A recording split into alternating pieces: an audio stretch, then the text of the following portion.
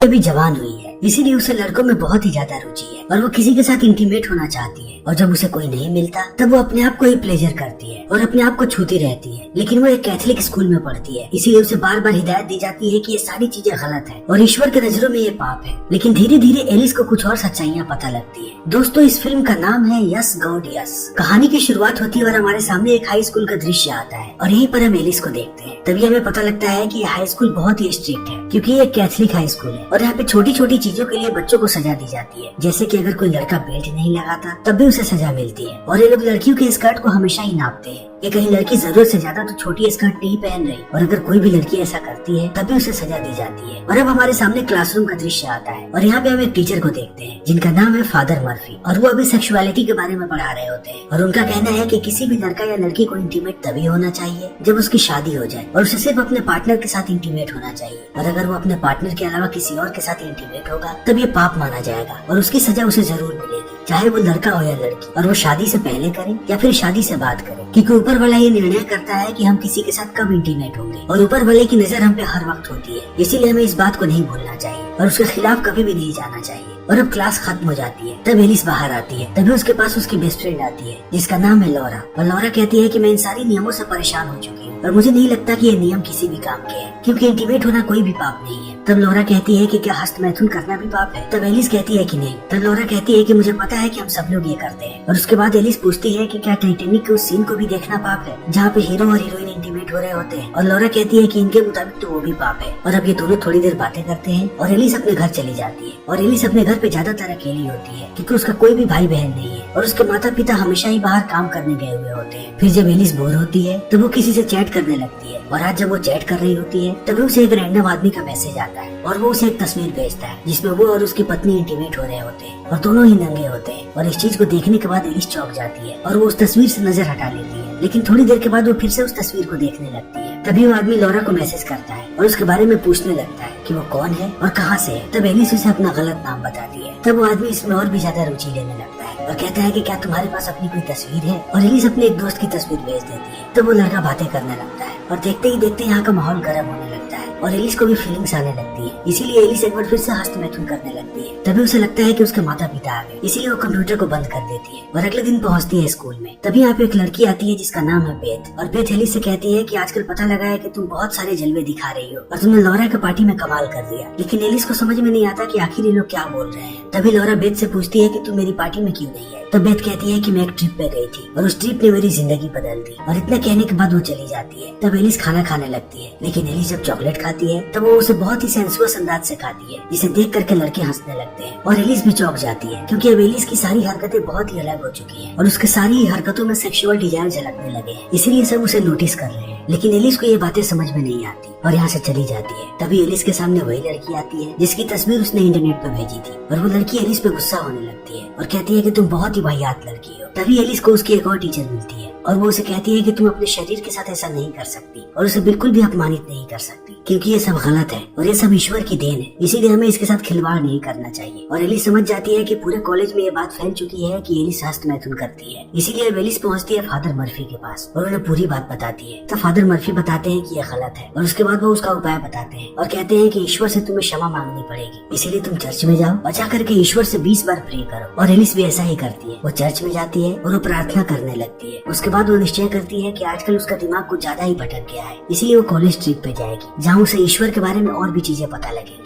इसीलिए वो ट्रिप पे निकल जाती है। तभी यहाँ पे हम लॉरा को देखते हैं, लेकिन लॉरा इस ट्रिप पे एक लड़के को पटाने के लिए आई है जो लड़का उसका सीनियर है और वो बार बार उसे ही देख रही है। लेकिन अब ये लोग उस जगह पे पहुंच जाते हैं जहाँ पे इन्हें रुकना है और अब सारे लोग कैंप के अंदर जाने लगते हैं। तभी यहाँ पे कैंप के कुछ बच्चे आते हैं जो पहले से यहाँ पे हैं और उन्हें ग्रुप लीडर बनाया जाएगा। और यहीं पे एक लड़का है जिसका नाम है क्रिस। और एलिस जैसे ही क्रिस को देखती है वो उस पर फिदा हो जाती है। लेकिन अब ये लोग जाते हैं कैंप के अंदर और कैंप के अंदर एलिस को एक लड़की मिलती है जिसका नाम है नीना। और नीना यहाँ की इंचार्ज है, इसीलिए एलिस को कहती है कि तुम अपना फोन दे दो क्योंकि अगले 4 दिनों तक तुम यहाँ पे रहने वाली हो और हम नहीं चाहते कि तुम किसी तरीके से कोई भी डिस्ट्रैक्शन पालो, क्योंकि तुम्हें अपना पूरा ध्यान यहीं पे लगाना है। इसीलिए अपनी फोन, घड़ी और जितनी भी चीजें वो सारी चीजें हमें दे दो। तब एलिस कहती है कि मेरे पास फोन नहीं है और इतना कहने के बाद वो अपने फोन को छुपा लेती है। तभी इन सारे बच्चों को अलग अलग ग्रुप में बांट दिया जाता है और एलिस के ग्रुप का इंचार्ज होता है क्रिस। इसीलिए एलिस अब बहुत खुश होती है। तभी यहाँ पे फादर मर्फी आते हैं और वो सबको बताते हैं कि अगले 4 दिनों तक तुम्हें अपने आप को एक्सप्लोर करना है और तुम लोग अपनी जिंदगी के उतार चढ़ावों को महसूस करोगे। और ये चीज तुम्हें भविष्य में बहुत ही ज्यादा मदद करेगी, क्योंकि ईश्वर चाहते हैं कि तुम इन सारी चीजों पे ध्यान दो, और ईश्वर ने ही तुम सबको यहाँ पे आने के लिए चुना है। और इतने कहने के बाद यहाँ पे सारे लोगों को पेपर्स दिए जाते हैं जिनमें अलग अलग मूड्स होते हैं, और फादर मर्फी कहते हैं कि इनमें से अपने अपने मूड्स को चुनो, जिन चीजों को तुम लोगों ने हाल ही में महसूस किया हो। और अब सारे लोग टिक मार्क करने लगते हैं, और जब एलिस यहाँ पे टिक मार्क करती है तब वो टर्नर को भी चुन लेती है, क्योंकि थोड़े दिन पहले उसे ये चीजें महसूस हुई थी और वो किसी के साथ इंटीमेट होना चाहती थी। लेकिन जल्दी ही एलिस को एहसास होता है कि अगर इन्हें ये बात पता लगी तब इसके लिए भी एलिस को डांटा जाएगा, इसीलिए वो पहले उस सर्कल को मिटाने लगती है। लेकिन जब वो सर्कल नहीं मिटता तब वो उसे काट देती है और पेपर सबमिट कर देती है। तभी यहाँ पे नीना आती है कन्फेशन के लिए और कहती है कि थोड़े समय पहले मुझे लगता था कि मेरे माता पिता मुझसे प्यार नहीं करते और वो सिर्फ मेरी छोटी बहन से प्यार करते हैं, क्योंकि वो हर चीज में मुझसे बेहतर है। लेकिन यहाँ आने के बाद से मुझे महसूस होने लगा कि मेरे माता पिता मुझसे भी प्यार करते हैं, इसीलिए इस जगह में कुछ न कुछ तो शक्तियाँ हैं। और एलिस को ये बातें बहुत अच्छी लगती है। तभी हम रात को एलिस को देखते हैं जो अपने मोबाइल पे गेम खेल रही होती है। तभी उसे एहसास होता है कि उसे अपने फोन को साइलेंट कर देना चाहिए। फिर वो अपने फोन को साइलेंट कर देती है। तभी उसका फोन वाइब्रेट होने लगता है, और जैसे ही वो इस वाइब्रेशन को महसूस करती है वो उससे ही अपने आप को प्लेजर करने लगती है। लेकिन थोड़ी देर के बाद उसे एहसास होता है कि इस कमरे में क्रॉस लगा हुआ है और क्रॉस के सामने ये सारी चीजें करना गलत है, इसीलिए वो रुक जाती है। लेकिन अगले दिन जब ये सारे लोग ट्रैकिंग पे निकलते हैं तब एलिस जानबूझ के अपने आप को घायल कर लेती है ताकि वो क्रिस के पास जा सके, और क्रिस उसके पास आ भी जाता है। फिर वो एलिस को गोद में उठाता है और यहाँ से लेकर के जाने लगता है, और इस चीज को देख करके एलिस की खुशी का ठिकाना नहीं रहता है और वो क्रिस के साथ केबिन में जाती है और क्रिस उसका बहुत ही अच्छी तरीके से ख्याल रखता है। तभी यहाँ पे नीना आती है और वो एलिस को कहती है कि सबको बाहर ग्रुप फोटो के लिए आना है, और अभी इनकी बातें चल ही रही होती है। तभी नीना वाइब्रेशन को सुनती है और जब वो ड्रॉर को खोलती है तब उसे फोन मिलता है, इसीलिए वो एलिस पे गुस्सा हो जाती है और कहती है कि तुमने मुझसे झूठ बोला। और उसके बाद अब सारे लोगों की ग्रुप फोटो होती है, और ग्रुप फोटो के बाद फादर मर्फी डांटने लगते हैं एलिस को और कहते हैं कि तुमने फिर से नियमों का उल्लंघन किया है और तुमने यहाँ पे फोन छुपाया है, इसीलिए तुम्हें सजा मिलेगी और तुम्हें इस पूरे जगह की सफाई करनी पड़ेगी। फिर एलिस आगे सफाई करने लगती है, और जब वो सफाई करते हुए फादर के कमरे में पहुँचती है तब उसे वहाँ पे एक कंप्यूटर नजर आता है, और वो देखती है कि यहाँ पे आसपास कोई नहीं है, इसीलिए वो इस कंप्यूटर पे फिर से चैटिंग करने लगती है। और वो एक लड़के से हवस के बारे में पूछती है। तभी उसे लगता है कि कोई यहाँ पे आ रहा है, इसीलिए वो तुरंत कंप्यूटर बंद करके भाग जाती है। लेकिन वो जैसे ही बाहर जाती है उसे नीना मिलती है और कहती है कि सारे लोग सच कहते हैं कि तुम्हारे अंदर बहुत ही ज्यादा हवस है। और इस बात को बोलने के बाद नीना चली जाती है, और अब 3 दिनों का वक्त हो चुका है इस कैंप में। और जब ये सारे लोग बैठे होते हैं तभी इनके पास मर्फी आता है और कहता है कि किसी ने मेरे कंप्यूटर का इस्तेमाल किया और उसके बाद उससे चैट भी किया, इसीलिए तुम लोगों की भलाई इसी में है कि मुझे चुपचाप बता दो मेरे कंप्यूटर का इस्तेमाल किसने किया। लेकिन कोई भी इस बात को एक्सेप्ट नहीं करता, इसीलिए मर्फी कहता है कि ऊपर वाला सारी चीजों को देख रहा है और इसकी सजा तुम्हें ऊपर वाला देगा। और इतना कहने के बाद अब वो सारे बच्चों का इंटरव्यू लेने लगता है ताकि उसे पता लग सके कि कंप्यूटर का इस्तेमाल किसने किया है। और जब एलिस की बारी आती है तो मर्फी उससे कहता है कि पूरे कॉलेज में तुम्हारे चर्चे हैं और तुम्हारे हवस के बारे में, और मैंने तुम्हारे पेपर में देखा था कि तुमने अपनी फीलिंग में टर्न ऑन को भी सर्कल किया था। तब एलिस यहाँ पे बहाने बनाने लगती है और वो मर्फी से कहती है कि मेरे बारे में बहुत सारी अफवाहें फैलाई गई है कॉलेज में, और ये सब मेरे कुछ दोस्तों ने किया है, इसीलिए आपको इस बारे में ज्यादा नहीं सोचना चाहिए, और मैं एक अच्छी लड़की हूँ। और इतना कहने के बाद वो निकल जाती है और वो अपने एक क्लासमेट से मिलती है जिसने इन सारे अफवाहों को फैलाया था, और कहती है कि तुम्हें सबको बताना पड़ेगा कि हमारे बीच कुछ भी नहीं हुआ था और तुम ये अफवाहें फैलाना बंद कर। तब वो लड़का कहता है कि मैं कुछ नहीं जानता। तभी यहाँ पे मर्फी आ जाता है और वो उस लड़के को लेकर के चला जाता है, और एलिस अपने क्लीनिंग में लग जाती है। तभी एलिस खिड़की से देखती है कि नीना एक लड़के को किस कर रही है, और किस करने के बाद वो दोनों इंटीमेट हो रहे हैं। और इस चीज को देखने के बाद एलिस चौंक जाती है और उसके हाथ में एक झाड़ू होता है। तब वो झाड़ू से ही अपने आप को प्लेजर करने लगती है, और प्लेजर करने के बाद वो लौरा के पास जाती है और उसे पूरी बात बताती है कि नीना यहाँ पे क्या कर रही थी। तब लौरा विश्वास नहीं करती है एलिस पे और कहती है कि तुम्हारे दिमाग में सिर्फ यही सब चलते रहता है और तुम्हारे जितना हवस किसी में भी नहीं है, इसीलिए आज के बाद तुम मुझसे बात मत करना। और इतना कहने के बाद लौरा चली जाती है। तब एलिस को बहुत ही ज्यादा गुस्सा आता है और वो उस लड़के का ब्रेसलेट चुराती है जिस लड़के ने उसके बारे में अफवाह फैलाई थी, और वो उसके ब्रेसलेट को ले जाकर के फादर के कंप्यूटर के पास रख देती है ताकि सबको उस पर शक हो। तभी उसे कुछ आवाजें सुनाई पड़ती है और एलिस जाकर के छुप जाती है। तभी यहाँ पे फादर आते हैं और वो आने के बाद अपने कंप्यूटर को ऑन करते हैं, और उसके बाद वो एडल्ट वीडियो देख करके हस्तमैथुन करने लगते हैं। और इस चीज को देखने के बाद एलिस चौंक जाती है और वो बाहर आ जाती है, और उसे एहसास होता है कि सब लोगों ने कुछ छुपा रखा है और सबके अंदर ही हवस है। इसीलिए वो जाती है क्रिस के पास और क्रिस को किस करने लगती है। तब क्रिस भी उसे किस करता है और ये दोनों धीरे धीरे इंटीमेट होने लगते हैं। तभी क्रिस को एहसास होता है कि ये सब गलत है, इसीलिए वो यहाँ से भाग जाता है। लेकिन अब एलिस इन्हीं सारी बातों के बारे में सोच रही है। तभी रात में ये लोग बोनफायर बनाते हैं और उसके आसपास बैठ करके एंजॉय करने लगते हैं। लेकिन एलिस अपनी ही दुनिया में खोई होती है है, इसीलिए वो कैंप को छोड़ करके भाग जाती है और सुनसान सड़कों पे चलने लगती है। तभी उसे एक बार नजर आता है और वो बार के अंदर चली जाती है और यहाँ पे उसकी मुलाकात होती है एक औरत से जिसका नाम है जीना। और अभी दोनों बातें करने लगते हैं और अब बातों ही बातों में जीना अपनी कहानी एलिस को बताती है और कहती है कि एक समय था जब वो भी कैथलिक हुआ करती थी, लेकिन एक वक्त के बाद वो सारी चीजों से तंग आ गई क्योंकि हर चीज के लिए उसे डराया जाता था कि अगर तुम ये करोगी तब तुम नर्क जाओगी, अगर तुम वो करोगी तब तुम नर्क जाओगी। इसीलिए नीना इन सारी चीजों से तंग आ गई और अब इन सारी बातों को सुनने के बाद एलिस भी इन बातों से कनेक्ट कर पाती है। इसीलिए वो कहती है कि मैंने टाइटैनिक में एक सीन देखी थी जिस सीन में एक्टर और एक्ट्रेस इंटीमेट हो रहे थे, लेकिन मुझे बताया गया कि मुझे उसके लिए भी नर्क की सजा मिलेगी, इसीलिए मैं परेशान हो चुकी हूँ। तब नीना कहती है कि सबके सीक्रेट्स होते हैं और कुछ लोग सीक्रेट्स छुपाने में अच्छे होते हैं और कुछ लोग सीक्रेट नहीं छुपा पाते हैं, और जो नहीं छुपा पाते दुनिया उन्हें ये गलत समझती है और समझती है कि उनके अंदर हवस है। और इतने कहने के बाद वो कहती है कि चलो मैं तुम्हें कैंप छोड़ देती हूँ। और अब वो एलिस को कैंप छोड़ने आती है, लेकिन जब एलिस जा रही होती है तब नीना उससे कहती है कि तुम्हें दूसरे कॉलेज में एडमिशन लेने के लिए सोचना चाहिए, खास करके इस शहर से दूर। और एलिस को भी ये बात अच्छी लगती है और अब एलिस कैंप में वापस चली जाती है। तभी अगली सुबह वो फादर को देखती है जो उसी लड़के को लेकर के ऑफिस में जाता है जिस लड़के का ब्रेसलेट एलिस ने वहाँ पे रखा था। और अब हर जगह ये बात फैल जाती है कि उसी लड़के ने वो गंदी गंदी चैटें की है फादर के कंप्यूटर से। तब लौरा आती है एलिस के पास और वो उससे माफी मांगती है और कहती है कि मैं तुम्हें गलत समझ रही थी और मुझे लगा कि वो चैट तुमने ही की है, लेकिन मैं तुम्हारे बारे में गलत थी, मुझे माफ कर दो। तभी यहाँ पे फादर आते हैं और वो कहते हैं कि मैं चाहता हूँ कि सब लोग अपने अपने एक्सपीरियंस को शेयर करें कि उन्हें यहाँ पे कैसा लगा। तब यहाँ पे वही लड़का आता है जिस लड़के का ब्रेसलेट रखा था एलिस ने, और वो आने के बाद कहता है कि वो बहुत शर्मिंदा है कि उसने फादर के कंप्यूटर से गंदी गंदी बातें की। और इस बात को सुनने के बाद एलिस चौंक जाती है कि उस लड़के ने ये सब किया भी नहीं है, फिर भी वो ऐसा क्यों बोल रहा है। तब उसे समझ में आता है कि वो लड़का समझ चुका है कि एलिस ने चैट की थी, लेकिन उस लड़के ने एलिस के बारे में अफवाह फैलाई थी, इसीलिए वो अपना प्रायश्चित कर रहा है। तभी एलिस की बोलने की बारी आती है और एलिस जैसे ही माइक के पास जाती है कहती है कि सबके यहाँ पे सीक्रेट है, लेकिन सबने अपने अपने सीक्रेट को छुपा रखा है, फिर भी वो दूसरे के सामने नाटक करते हैं कि सारे लोग नियमों का पालन करें और वो ईश्वर से डरे, जो बिल्कुल ही गलत है। और इतना कहने के बाद वो चली जाती है और अब एलिस पहुंचती है अपने घर। तब वो नए कॉलेजेस के बारे में सर्च करने लगती है जहाँ वो एडमिशन ले सकती है, लेकिन वो जैसे ही अपने कॉलेज जाती है वो क्रिस को देखती है और क्रिस बहुत ही अनकंफर्टेबल होता है। तब वो उसे कंफर्टेबल करती है और कहती है कि हमारे बीच जो कुछ भी हुआ उसे भूल जाओ, हम अभी भी अच्छे दोस्त हैं। और इस बात को सुनने के बाद क्रिस खुश हो जाता है। तब एलिस पहुंचती है फादर मर्फी के पास और कहती है कि मैं कुछ कन्फेस करना चाहती हूँ। जब मैं कैंप में गई हुई थी तब मैंने वहाँ एक आदमी को देखा पोर्न वीडियो देखते हुए, और वो उसके साथ साथ हस्तमैथुन भी कर रहा था। और इन बातों को सुनने के बाद फादर मर्फी समझ जाते हैं कि एलिस उन्हीं के बारे में बात कर रही है, लेकिन वो इस बात को नजरअंदाज कर देते हैं और एलिस को कहते हैं कि तुम्हें इसकी सजा मिलेगी, तुम ईश्वर के पास जाओ और 100 बार प्रार्थना करो। और अब एलिस यहाँ से निकल जाती है, लेकिन वो ईश्वर के पास प्रार्थना करने नहीं जाती बल्कि अपने घर वापस आ जाती है और वो फिर से टाइटैनिक मूवी को लगाती है और उसी सीन को देखती है जब एक्टर्स इंटीमेट हो रहे होते हैं, और उसे देखने के बाद वो फिर से हस्तमैथुन करने लगती है और इसी के साथ ये फिल्म यहीं पे खत्म हो जाती है। तो दोस्तों हमारी आज की ये वीडियो यहीं पे खत्म होती है। अगर आपको हमारी ये वीडियो पसंद आई हो तो इसे लाइक करें, शेयर करें और